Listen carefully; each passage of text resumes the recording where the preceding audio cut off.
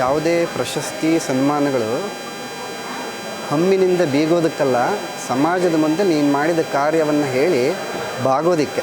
ಅಂದರೆ ಬೀಗೋದು ಸನ್ಮಾನದ ಉದ್ದೇಶ ಅಲ್ಲ, ಬಾಗೋದಿಕ್ಕೆ. ಅಂದರೆ ಮತ್ತಷ್ಟು ಕೆಲಸವನ್ನು ಈ ಸಮಾಜಕ್ಕಾಗಿ ಮಾಡಬೇಕು, ಈ ತತ್ವ ಸಿದ್ಧಾಂತಕ್ಕಾಗಿ ಮಾಡಬೇಕು ಅನ್ನುವಂಥ ಕಾರಣಕ್ಕಾಗಿಯೇ ನಮ್ಮ ಹಿರಿಯರು ಈ ಥರದ ಪ್ರಶಸ್ತಿಯ ಪರಿಕಲ್ಪನೆಯನ್ನು ಕೊಟ್ಟಿದ್ದಾರೆ. ಅದೇ ನಿಟ್ಟಿನಲ್ಲಿ ಕಾಶಿಪೀಠ ಅಂತಂದರೆ ದೇಶದ ಅತ್ಯಂತ ಸನಾತನವಾದ ಪಂಚಪೀಠಗಳಲ್ಲಿ ಒಂದಾದಂಥ ಪೀಠ.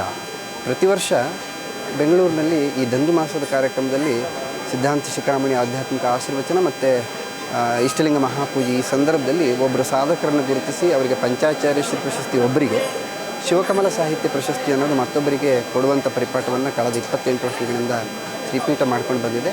ಈ ವರ್ಷದ 2026ನೇ ಸಾಲಿನ ಶಿವಕಮಲ ಸಾಹಿತ್ಯ ಪ್ರಶಸ್ತಿ, ಆ ಪ್ರಶಸ್ತಿಯನ್ನು ಕೊಡೋದ್ರ ಮೂಲಕ ಕಾಶಿ ಜಗದ್ಗುರು ಡಾಕ್ಟರ್ ಚಂದ್ರಶೇಖರ ಶಿವಾಚಾರ್ಯ ಭಗವತ್ಪಾದರು ಹಾಗೂ ಡಾಕ್ಟರ್ ಮಲ್ಲಿಕಾರ್ಜುನ ವಿಶ್ವಾರಾಧ್ಯ ಶಿವಾಚಾರ್ಯ ಭಗವತ್ಪಾದರು ನೀನು ಮಾಡ್ತಾ ಇರುವಂಥ ಕೆಲಸಕ್ಕೆ ಮತ್ತಷ್ಟು ಆಶೀರ್ವಾದದ ಮೂಲಕ ಇನ್ನಷ್ಟು ಕೆಲಸವನ್ನು ಮಾಡುವಂತಹ ಪ್ರೇರಣೆಯನ್ನು, ಆಶೀರ್ವಾದವನ್ನು ಅವರು ದಯಪಾಲಿಸಿದ್ದಾರೆ. ಹುಟ್ಟಿದಂತಹ ಪ್ರತಿಯೊಬ್ಬ ವ್ಯಕ್ತಿ ವೈಯಕ್ತಿಕವಾಗಿ ತನಗಾಗಿ ಸ್ವಾರ್ಥಕ್ಕಾಗಿ ಮಾಡಿದಂತಹ ಕೆಲಸಗಳು ಯಾರು ಕೂಡ ನೆನಪಿಡ್ಲಿಕ್ಕೆ ಸಾಧ್ಯ ಇಲ್ಲ. ಆದರೆ ಸಮಾಜಕ್ಕಾಗಿ ನನ್ನ ಜೀವನದ ಒಂದಂಶವನ್ನಾದರೂ ಆ ಸಮಾಜಕ್ಕಾಗಿ ತ್ಯಾಗಕ್ಕಾಗಿ ಕೊಟ್ಟರೆ ಅವರನ್ನು ಈ ಸಮಾಜ ಯಾವತ್ತೂ ಕೂಡ ಸ್ಮರಣೆಯಲ್ಲಿಡುತ್ತೆ.